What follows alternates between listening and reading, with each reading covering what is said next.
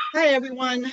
I'm Pamela Deason, Head of DevOps Product Marketing here at Broadcom. Welcome to today's webinar on using TDM on the mainframe. The webinar will be led by Satya Mahanti, Strategy Consultant at Broadcom. We will have two parts today.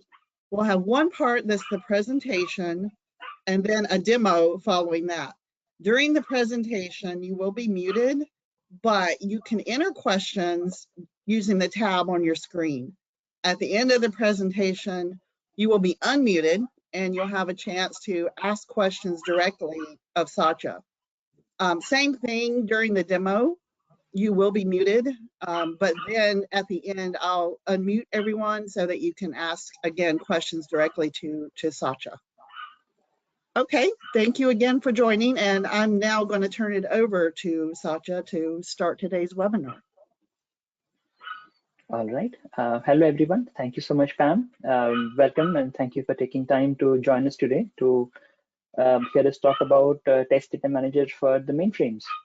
So just jumping right ahead. So the mainframe, as we see it, right, what we understand when we see the mainframe is that basically just a black box, right? But behind the scenes, we still have your traditional relational databases by the way of a DB2. We've got vSAM files, we've got IMS, which is another database, and that is a hierarchical file structure database. And we've got PS files. And of course, we've got other relational databases such as IDMS, right? And usually handling data for the mainframe is a challenge because we are, first of all, unsure how easy it is to do TDM for the mainframe. And the second thing is, how do we even ensure that the application landscape, which may contain a combination of applications running on the mainframe, applications running on the distributed systems, how do we want to even make sure that the actual data masking is going to sync up across all of those systems?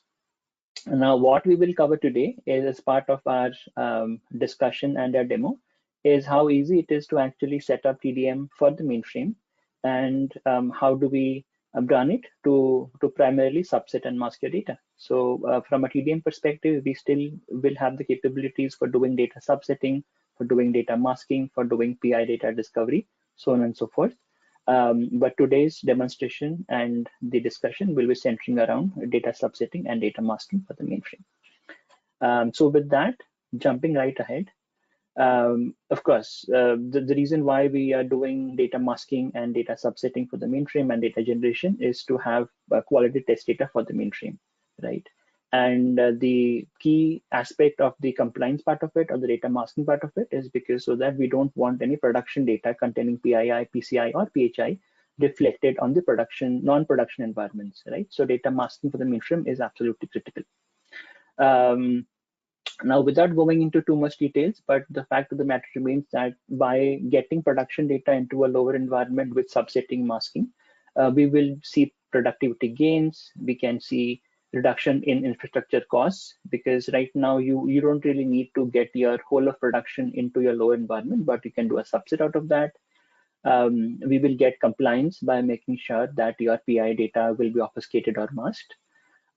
You can see quality improvement as well by getting the quality test data, by getting production data into a low environment, of course, with data masking.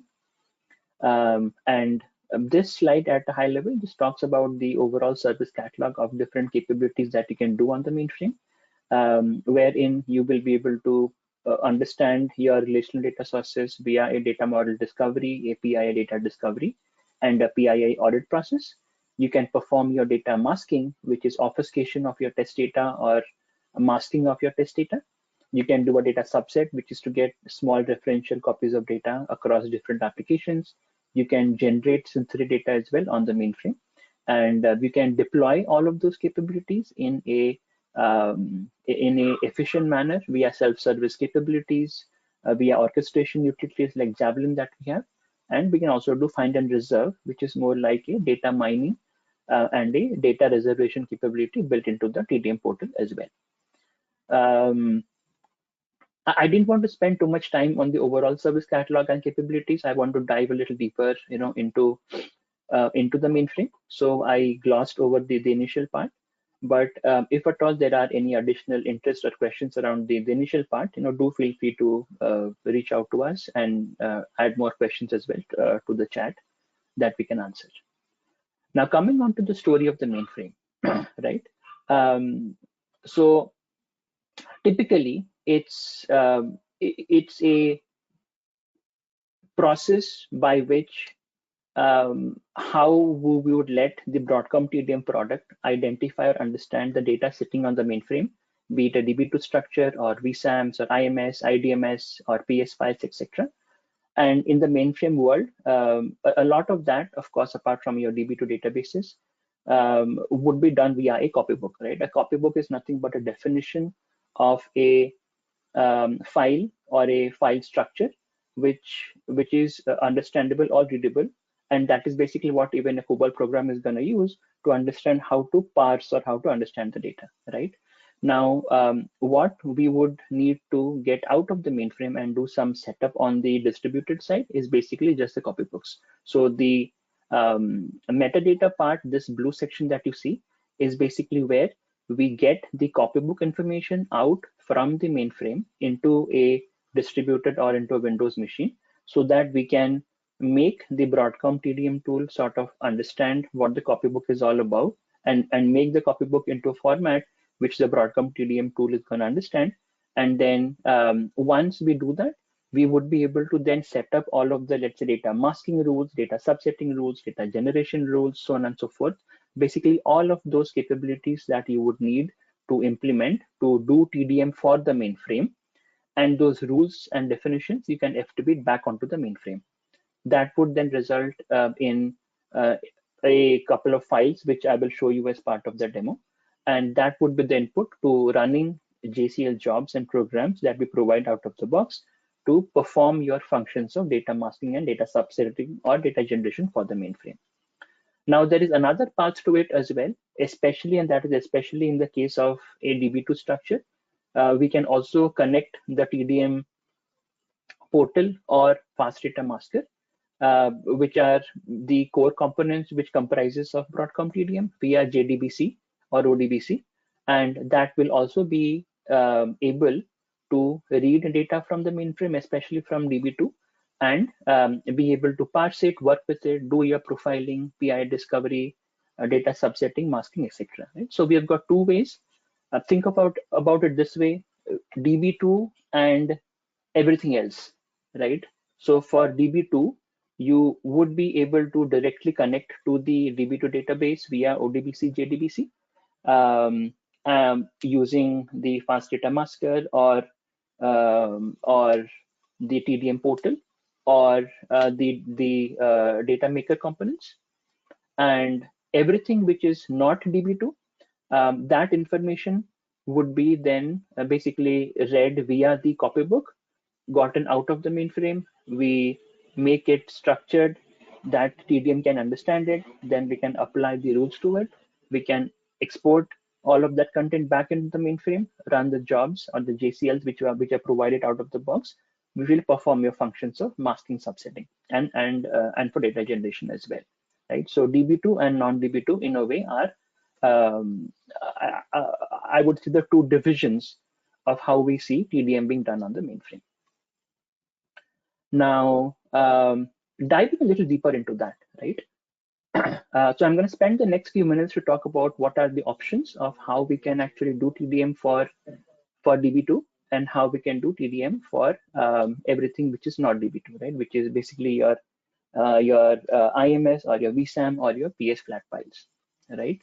Now, for DB2, we have essentially got two options. Either, as I was mentioning, we will be able to get the information of the DB2 in the form of the file definitions. We can basically connect your TDM portal to the DB2 database via JDBC, and we can do the PI audit, PI discovery, etc. We can create transformation maps as well to basically apply the data masking rules to it. and all of the definition from the transformation maps, as well as from your data masking rules that you apply to it, that can be then exported back into TDM. And once that is done, you would be able to then run your jobs to mask DB2. Right? This is one option. The second option, which I think sometimes works a little bit better, and I would say a little bit more seamless as well, is directly connecting to the DB2 database with the TDM portal. And then that will be able to perform all of the functions of discovering your data structures, running the PII audit, to find the PII fields, specifying the data masking rules, performing data masking, and doing your sensory data generation and your self-service styles. All of those functions can be directly done by connecting it to the data to the TDM portal directly from DB2, right? Now, on this particular option, or the option to flow, which I mentioned earlier, basically the way it connects to TDM is we have got a type 4 JDBC driver, and which IBM provides. We can use that to connect to the DB2 and run your PI scan, generate PI report, and perform the data masking. Right? This is a pretty standard way of how DB2 would be supported. Now, coming to the second part, which is how do we do TDM for IMS, VSAM, and the PS files. This also comes in two different flavors. The option one, as I was mentioning, that we can you can use any facility which is available to you by the way of maybe FileMaster, FileMaster Plus, File8, whatever tool you have with you to browse through the database or to look at the contents of it. You can do that. You can export the copybook from the mainframe into a Windows, via file transfer, via FileZilla, multiple ways how we can do that. And that is when we basically use the TDM module called File Definition Manager. And what File Definition Manager does is that it is a way to translate the copybook information into a format which TDM will basically understand. And this generates the advanced format language output, or the AFL output. And the AFL is basically something which TDM understands, and that is what would be used to instruct TDM as to how do we transform, meaning how do we mask or how do we subset the data for the mainframe corresponding to the copybook, right?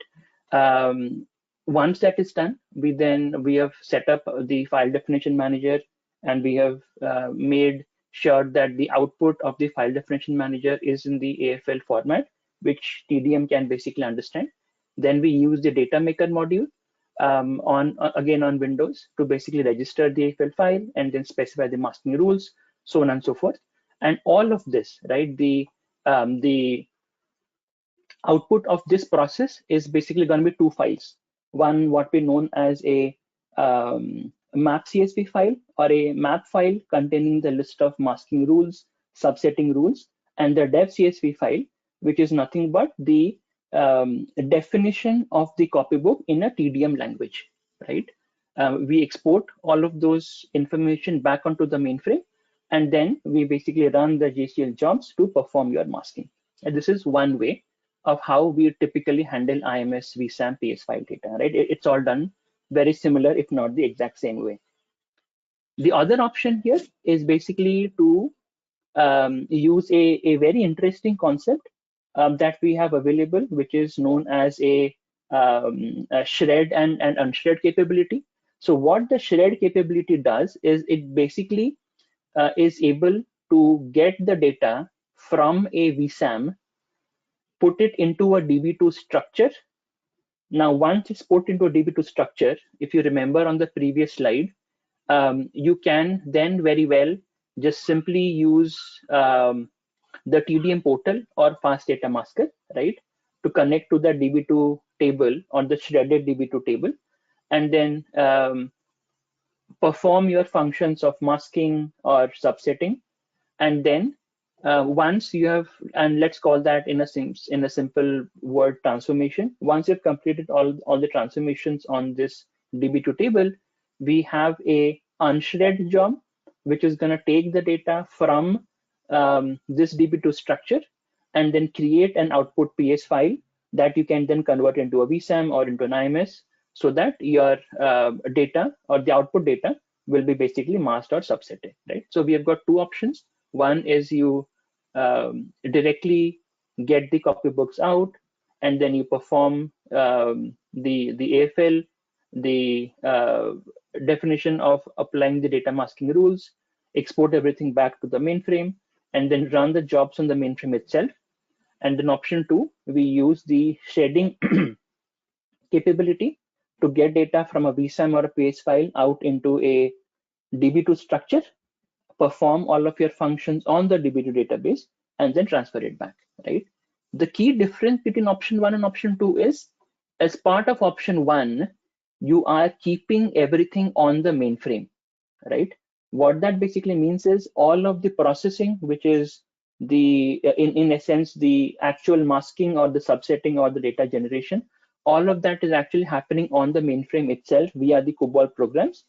And as part of option two, you are just getting the information from the file structures into a DB2 structure, and you are doing the processing using the TDM portal or using FDM outside of the mainframe, right? So again, there could be various reasons or various, I would say, if you are comfortable one way or the other, you can opt for either of the ways, but both of the ways are basically supported, right?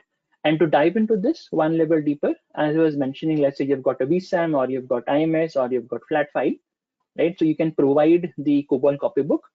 The copybook would be downloaded to your workstation, via secure FTP or FTP or FileZilla, some other way.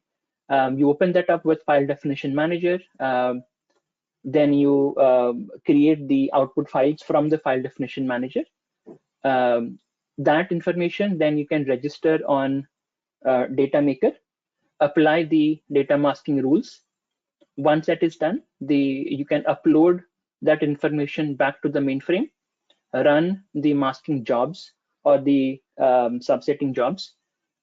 Then that is going to create the output file, and you can again run a simple IDCAM step to build the VSAM structure back from the PS file. Or if it's a PS file, it could be just the PS file itself, right? So that's how the process basically works. And on the option two, we still are going to get the copybooks out, use File Definition Manager to apply structures or make sense out of that copybook. Here, we are not doing any of the transformation on the mainframe, or rather on the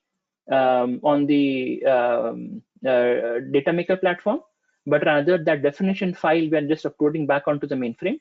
Once that is done, we are running the shred jobs, which is going to create the table structure, load the data into the DB2 table. Then you can connect via TDM portal to the new tables created, run File Definition Manager. And once you're done with all of your transformations, masking, etc., you can again run another job to unshred the data from the DB2 back into files. Right, so that's how the process would work for the VSAM structure, right? So we don't need to go into the installation part, but this is essentially how the overall process flow is going to work, right? So this is all that I had to share from the point of view of a presentation. Before we move on to the demo, if at all there are any questions from the group that we can take, we would love to do that. There were a couple of questions that actually came in through the chat, Satya, while you were doing the presentation. Okay. Yeah, so the first one here is, what versions of the mainframe do you support? Yeah, so basically, if we have got multiple versions of COBOL, be it COBOL 5.4, COBOL 6, we can have support for all of them. We just have to have different sets of COBOL programs and JCLs for the version of COBOL that you have. So we can run some simple scripts at the beginning to understand what version of COBOL are you running, and based on that, we can have the appropriate job setup, which will be done as part of the installation for the mainframe. But that is just the initial one-time setup that you would need. and we will be able to support both of the versions of COBOL that you will have. Okay. Are there any other questions? Let me make sure everyone is unmuted.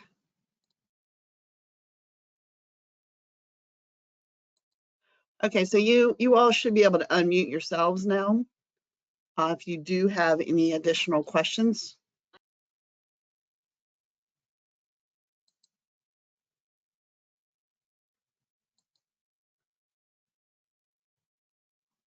Okay, there's one that came through as we were just talking. Do we have any documentation links that we can refer to for the versions option 1, option 2 supported?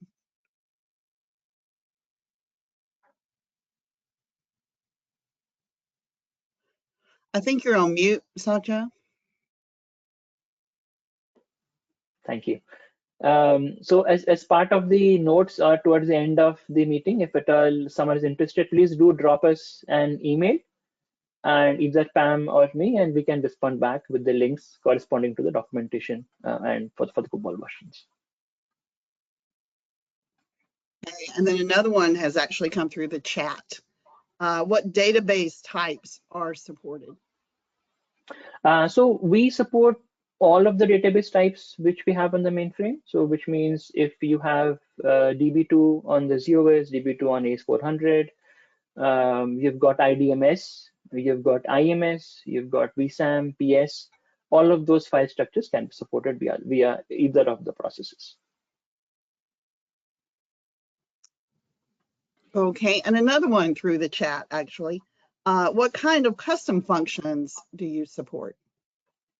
So the custom functions can be actually far-reaching. So for folks who I'm hoping who on the call used Broadcom TDM in the past, they would know that we provide with a wide list of masking functions, from looking up from a seed list to credit cards and account numbers and names, all the standard PII, PCI, PHI fields you see out there. But there would always be these unique scenarios wherein you hit, which could be, for example, you have to find the generated value of a masked value, right? Let's say your mainframe system is using a key, which is a combination of 3 characters of your name added with the whole length of the name field, right? So things like that, for which you might not see a rule out of the box, you can define custom masking rules. There are many ways to do that, and on the TDM side, we again have documentation provided. We can share links if you would want to reach out to us, wherein we will let you know what is a linkage section to use in your COBOL program. But apart from that, all of the other sections, it is sort of free to use. You can write your own custom COBOL program, bind it, and then use that to create your custom masking rules. So very, very complex masking rules for your specific scenarios can be created as well with the custom masking functions. Okay, and one more that came through the chat, Satya, thank you for that. Yeah. Which version of TDM tool has this capability? So if you are on 4.9 onwards, you should have all these capabilities. We would definitely recommend that you get on 4.10, because if I go back to my slide and show you this option 2 for DB2, right? So on version 4.9 of TDM, only limited functionalities of the TDM portal for DB2 were supported. Like, for example, we could run the PIA audit, discover data structures, run the PIA identification, but all of the other functionalities, like for doing data generation, or if you wanted to use, let's say, the portal for doing data subsetting, or even directly for doing data masking, right? All of those capabilities, why they existed on 4.9, they have been, the support for them has been enhanced and more, I would say, complete in version 4.10. So definitely get on to the latest version to get use of all of these capabilities coming out of the box.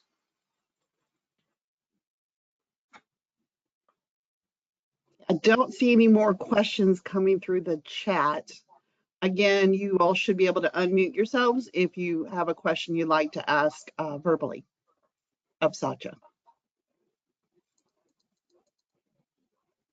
Right, I'll give it 1, 2, 3.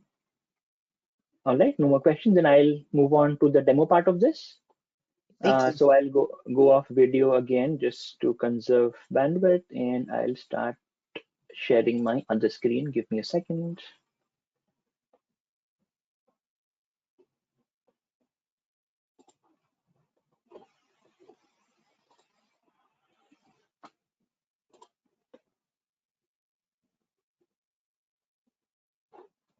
All right.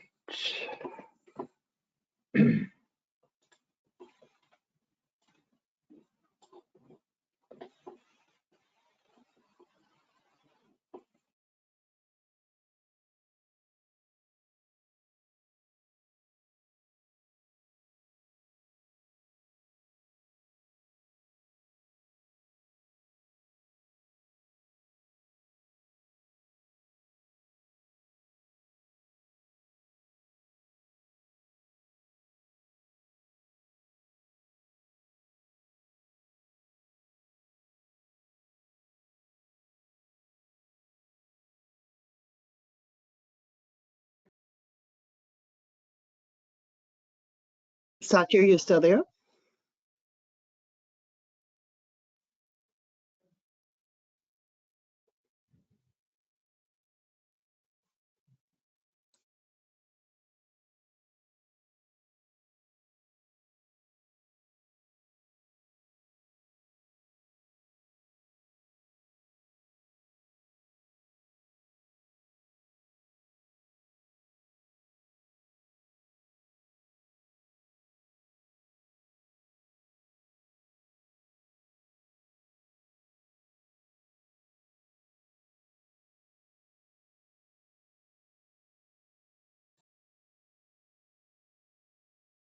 Thank you so much. Sorry about that. I was not able to unmute myself.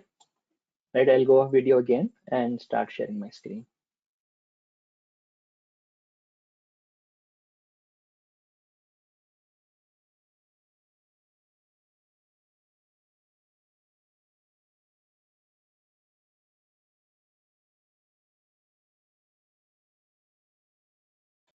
All right, I'm able to unmute. Thank you so much. So what I was saying is, when I was on mute, what I was talking about is I'm going to do 3 separate demos today. The first demo would be for a file, and the file, you could think of a file as either a vsam file or a ps file, right? And this is a sample demo file that I have some names and some addresses, so on and so forth, which I will attempt to mask, right? Now, as part of this, so the copybook for this file, that looks something like this, right? So the copybook is nothing but a simple definition of the file, as we expect, wherein for the customer record, we have got the customer ID, the last name, first name, state, city, and this tells about the positions, right, as well as what is the definition for the copybook for the file, right? So what I've done is the copybook for this flat file. You could export it out of the mainframe. Multiple ways you can do that. What I like to use is basically FileZilla, right? So with FileZilla, you can literally, if I want to, like, let's say on the right side, this is the content on the mainframe. On the left side is on my desktop. I can double click something to move it from my mainframe into my local. You could even use the file transfer, which is provided on your terminal emulator as well. Like, you can do that, and you can move the file over from the mainframe into your desktop, right? But again, your choice is yours, how you want to get the copybook out. So I did that, and like, this is a sample definition that I have of my copybook, right? So once that is done, the next step that I need to do is basically open file definition manager. So this is file definition manager. I can start with a new definition. right? And in the new definition, I can give it a name. Let's say customer.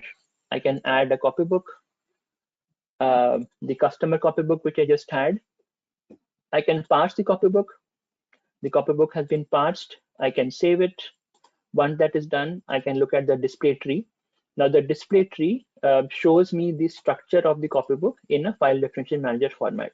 So here I have the option to, again, first for folks who may have used TDM before, you know how once you are able to do your data model discovery, you are able to modify parts of it. You can link it to a different table, or you can link different tables together, or you can change definitions of the table, so on and so forth.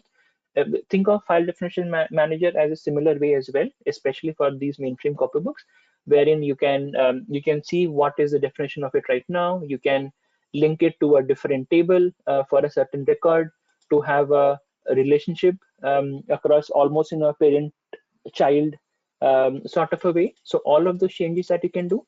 But again, for my simple demo file for my copybook, everything looks okay to me. I can click on output files, and what that basically does, it's going to create the output of the file definition manager into 3 separate files, right? And I'm going to quickly show you what that looks like as well.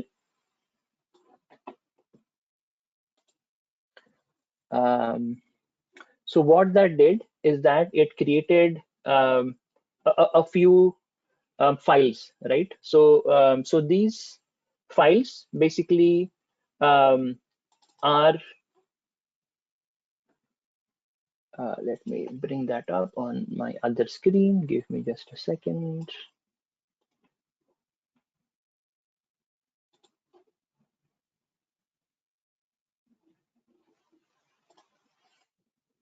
All right, and I'm gonna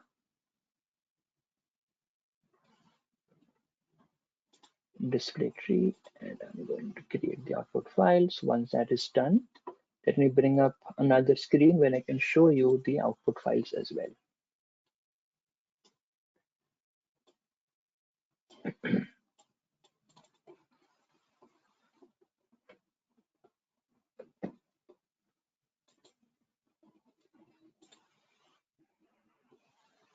Right. If I'm able to bring it over to my screen, right? So basically what that did, it basically created the ZOS AFL file and the customer XML, and this file looks something like this. So this is the def CSV file, or the ZOS AFL file, which I was mentioning. So what this is nothing but a translation almost of your copybook into this ZOS structure, which is the first input to the mainframe jobs, which will do the data masking or the data generation for us, right? So again, this process of using file definition manager to create this structure, it is, think of it almost as an accelerator. So as someone gets more accomplished at understanding what this file structure look like, there are many customers as well who don't even need to use file definition manager, but they can basically look at a copybook and create this file structure on their own directly, without even having to reference the or use the file definition manager. But again, from a simplicity point of view, we use file definition manager, and that creates this def CSV file structure, which is then used or the first input to our masking jobs on the mainframe, right? Once this is done, the next thing which I do is I need to register this particular file structure. So for that, I'm going to open up TDM, right? I'm going to go to projects. I'm going to go to register, and I'm going to register the advanced file layout from GT text file. So basically, this is the file that I just created right now. I'm going to go to next. I'm going to find the file which I wanted to register, and I think I kept the file basically here. So I'm going to browse, and this is where I have the file. So this is the file that I want. I can open that and I can register that file, right? So once the file has been registered, then I can basically build a transformation map on it. Now, what a transformation map is basically when we apply the data masking rules to the AFL file, that is what we call as, in a way, the transformation map. It's for doing a transformation map. I go in here, I can do create transformation maps, and it's going to let me select the right project version. I think I don't have the right project version. Give me a second to get the right project version for you. Let's see.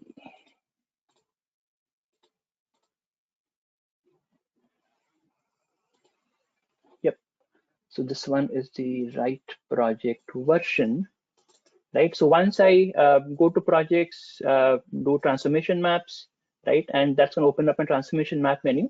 And if you remember that particular AFL file, which I just registered, I will be able to see all the structures of that customer record or the customer file over here, wherein you will see the first name, the last name, the street address, so on and so forth. And here I can put in the corresponding data masking rule that I want to use to mask that record, right? Again, as folks have used the tool, they know that we've got like a ton of data masking rules. For folks who have not used this before, you can pick and choose which data masking rule do you want to apply. You can do a hash LOV, which is a list of values. You can do a random list of values. For the corresponding fields, you want to mask a SSN, SIN, credit card information. So again, a lot of masking rules that you can apply. Again, for my simple demo, I have used the first name, last name, full name, etc. And once that is done, I'm going to save this particular file, and I'm going to create what I known as the CSV ZOS file. Now, this is the second file which I'm going to basically use, which will be the input to my jobs. The first one was the output of file definition manager, and the second one is the output of your data maker process, which is going to create the transformation map. You apply the data masking rules, and that is basically going to create the map CSV file. So the first file was the dev CSV file. The second file is the map CSV file, which I'm going to save, right? And if I show you what the map CSV file basically looks like, it's something like this, wherein it's again a very simple structure, wherein if you look at the very first row, right, you've got table, column, function, and some parameters. Again, if you have used fast data masker, this is exactly the same as the definition file from fast data masker as well, right, where you've got the table name or the record name, you've got the column name, and then the function that you want to use against it, right? So again, very simple. As you gain experience, you don't even probably need to use the transformation maps to create this file. You can literally create this file on your own on the mainframe as well, right? Once that is done, these are the two files which I'm going to then import back into the mainframe. I can again use FileZilla, which I like to use to transfer files over. You can go into your ISPF menu 6 and then transfer files over. And both of those files look something like this. So if I show you the dev file as well as the map file, so I have saved everything in this particular in this PDS, right? So if you remember that dev CSV file, that's basically this file which I've stored in this particular member on this PDS, and the second file is basically my map CSV file, right, which I think I saved it as this one, wherein I have the definition of the table, the column, the function, and the masking rule, right? Again, this particular file or the map file especially, if you've used this only a couple of times, you will actually be able to create the map file on your own as well without even having to going through the to data maker and to create the transformation maps, you can do that directly on your own as well, right? But once it is done, the next thing is I'm going to submit my job, which is going to do this masking, or make sure that I don't have it open already, right? So this is a job wherein I provide my input file. It could be a VSAM, could be a PS file. We have got a different job as well, which can take in a VSAM too. Again, there are some certain conditions, but again, for the purposes of simplicity, on the same job, I can take in an input as a VSAM, the input as a file, and I can create a new file, or maybe give it a different number, which I know is not there, right? And I can make sure that everything is okay. I can do a JSCAN or a GEM or a JCK in my case, and then I can just submit the job. The job should run fairly quickly. Maybe the file was there. Maybe I'm going to use this one and submit the job. And the output file is going to look something like this, right? So once the job runs, the output file, let me see if it created a separate output file. Let's see.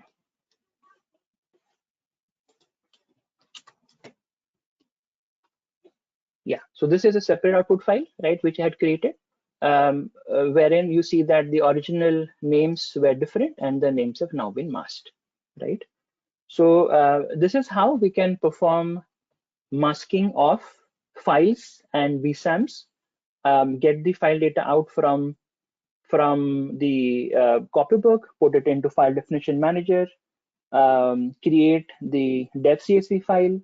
Once that is done, you can register that on data maker, use the transformation maps to apply data masking rules to it. You can get both the files back into the mainframe and run the jobs, which is going to complete and show you the mask data, right? This was the first part of it. The second piece of the demo which I wanted to show you was for DB2, right? Now for DB2, it is even simpler in the sense that the first way that we can do the masking for DB2 is we have the option to do both in-place and in-flight masking.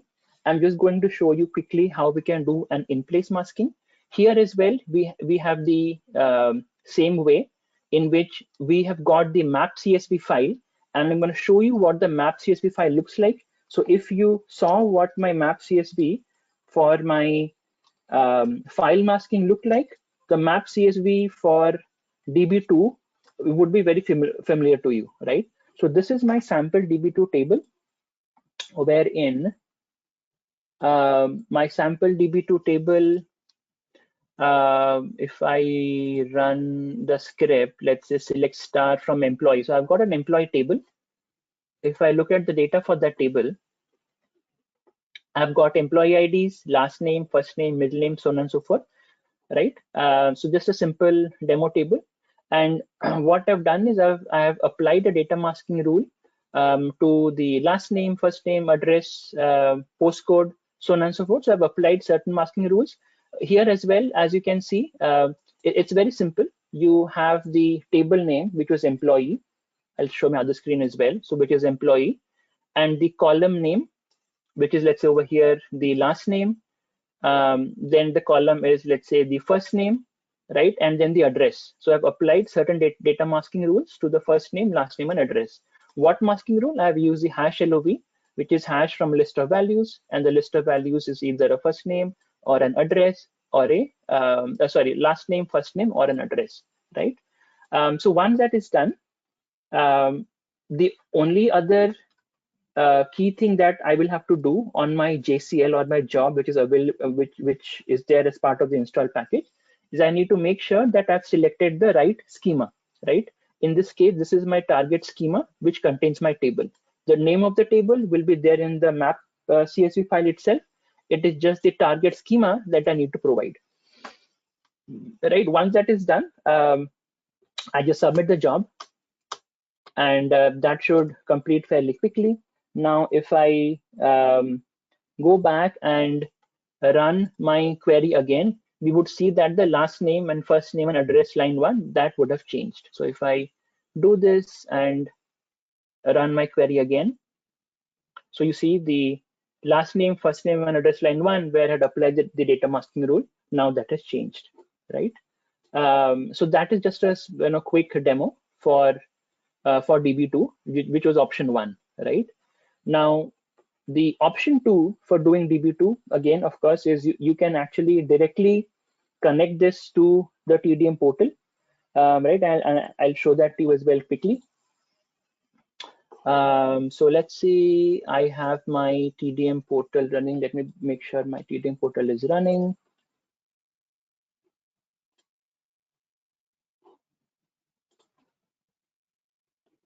And let me just log in there.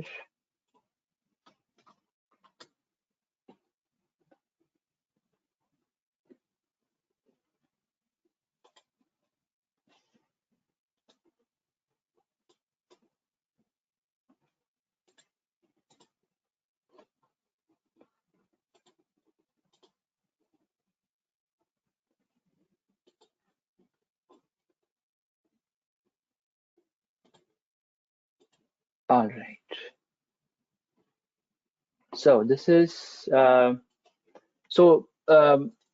got another DB2 table, which is called the customer record, right?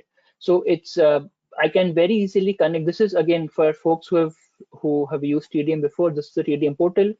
I can very well create a connection profile directly to my target database via a JDBC type 4 driver, which I've done right now. Once that is done, I can do all of the traditional functions. I can do my data model discovery, wherein in all of the tables which I have and all the fields in there, I will be able to look at it in that ER diagram mode as well. I can run my PII audit. I can do my PI data discovery. So all of the functions that you will be able to do from TDM portal, you can now do directly using the type 4 JDBC driver if it were directly like a DB2 table. They can even do masking using fast data masker, which is again, it uses the same type 4 JDBC driver to connect to the DB2 database and do your masking, right? And again, all the functions, be it masking, right, everything now you will be able to do directly from the TDM portal itself, which was the option 2, right? So we showed 2 options for doing data masking for DB2. One, you use the JCL itself, the same concept. You have the map CSV file, which tells the jobs which column to mask in what way. Submit the job, that's gonna do the masking for you on the table in place or in flight, or you can use the TDM portal, right? You can connect to the DB2 database and do your masking the same way as well, right? So that's two parts about using masking for the DB2. The third part of my demo would be that shred unshred concept, right? Wherein, if you remember, I was mentioning that if we have a file or a VSAM, and I do not want to use the jobs to do the masking or the subsetting, what is the other way, right? And you can then take the data from the file, parse it into a DB2 structure, and then connect that DB2 data or database, the new one which gets created, with portal, and again do the functions, right? So for that, we provide basically 3 jobs. The first job is what is known as the shred job.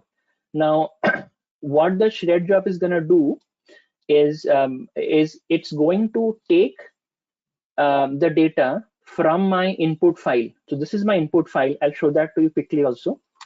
So this is my input file. It's going to take the data and the structure of this file and create a DDL, which I can then use to create the DB2 table. So the input of the shred job is the input file. The definition file, and then the map file, right? So it's going to take this information, and when I submit this job, and once this job completes, if I look at the output files which get created, it's going to create a different set of output file. The first one is data. So if you remember what my input data look like, it's going to create a delimited version of that same input data where you see that n has been added, and it's also going to create, in my case, I have done that as a GDG because I want to retain all of my versions. But it also creates basically a GDG, which is going to contain a create table statement for that particular file. Now, once that has been done, what I can do is then I can use Poofy, or either I can use Poofy, or let's see,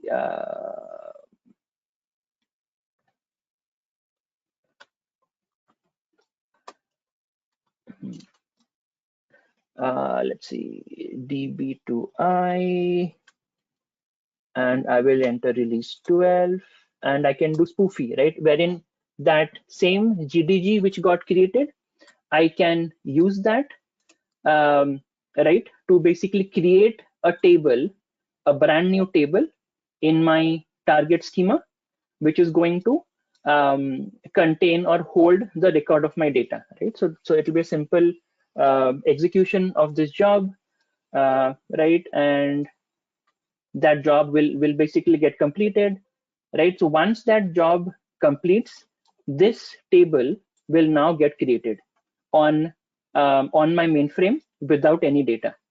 Once that is done, the next step would be to load the data into this table using my load job. So the load job is basically the second part of it, where I'm going to load data into the DB2 table, which I just created now, right? So again, once I run that job, the data is going to get loaded into the table. And again, if I run a simple query on that, I'm going to see that data has now been loaded into that table, right? Cust ID, cust name, filler, etc. Once the data is now from the VSAM structure into a DB2 structure, I can again use either fast data masker or I can use TDM portal to basically connect to the database, do your data masking, your data subset, your data generation. And once that is all done, then the next step would basically be to unshred, right? So as part of the unshred, it's just going to take the data from the DB2 table and create an output file, which will be the content of the masked values from the database, right? So if I again run this job, this is gonna do the unshred process, which is take the data from the DB2 table and create my output data set, right? So this is gonna be a sample of the output data set coming from the DB2 table. So yeah, those were the three pieces which I want to show you today. Was how do we handle data on the mainframe, which is a flat file or a VSAM file, for which we use the process to extract the copybook, make the definition, create the advanced file layout, create the transformation maps, import the structures, the map CSV, def CSV back into the mainframe, run the mainframe jobs to do the masking. With DB2, how you can do the in-place or the in-flight masking directly by using the jobs that we provide. Or the third option was how do you unshred the data from a VSAM or a flat file into a DB2 structure, and then connect to the DB2 structure with fast data masker or portal, do the masking, and then unshred the data back into a file structure. So those were the three pieces of the demo that I want to share with all of you today. So I know we have got about 5 minutes left. So happy to take any additional questions from the audience. There is one that came in again through the chat as you were talking. So basically it says we have the definition file, we have the map CSV file, but Correct. where are you mentioning the actual VSAM file, which is to be masked? Great, And great that came in, question. I believe, from someone named Han. So I don't know, Okay. Han, if you're there and want to unmute yourself and add anything to this, feel free if you do. So basically, if I show you that job again, right? Uh, all of the mainframe jobs for doing masking for either DB2 or a file or a VSAM, they will have an input section. In the case of the file handling jobs, you would have an input data set and you would have an output data set. So the input data set will contain the input data file that you provide, and the output data set will be the mask file output that will get created. In the case of DB2, it is of course going to be slightly different. From the job perspective, the DB2 job, you don't need to define the location of the table. All you need to do is make sure that you have the right schema that you want to mask. And in your map CSV file, it already contains the information of the tables and the columns where you want to apply your data masking rules. So depending on what you want to mask, a table or a file, either the input DD or the output in the input DS or the output DS is where you would define your input, your output files. Or in the case of DB2, you define your schema, and then that is going to take care of knowing which table or which file to mask.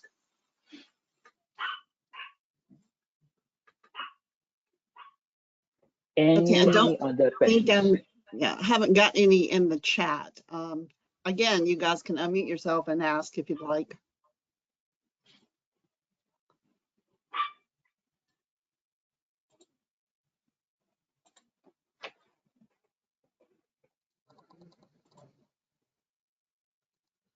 Well, you got to thank you for Oh, answering you're the welcome. question. All right. Yeah. Sure. I mean, again, feel free to reach out to us directly. If you have questions, we will be able to happily answer them. Is there any let's call it specific topic on the mainframe that someone wants to do a deeper dive off? We can work with you for that as well. But the key message that I want to leave all of you with, the folks who have joined, is that the masking that we did on the mainframe, be it on the DB2, or be it on a VSAM or a flat file, or be it on IDMS or any other DB2 structures or an IMS, that can only be successful if the masking on the mainframe is going to mask the same way as the other systems. Let's say you've got a PostgreSQL Aurora on AWS, or you've got a SQL Server on premise, or you've got a Teradata on premise, right? So the masking has to match up. And this process is going to make sure that the masking that you do on the mainframe will always sync up to the masking that you have for databases on the cloud, for databases on premise, or anything in between, right? So the only consideration is you have to use the same masking rule or logic.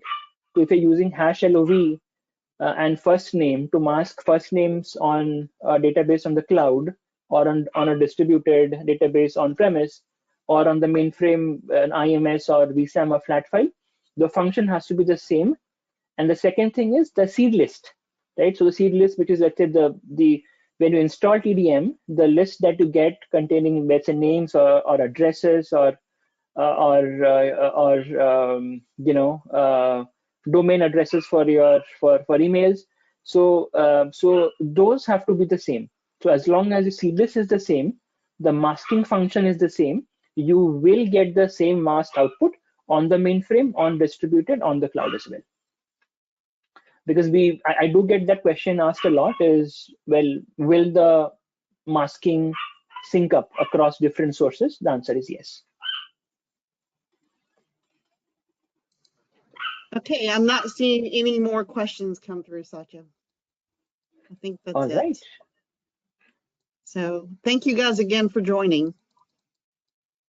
And Yep. Thank you so much for your one time. more quick thing. I did put Satya's email address in the chat, so you all can have his email in case you want to reach out directly. Yes, please do. All right. Thank you. Thank you. Meet you the next time. Thank you.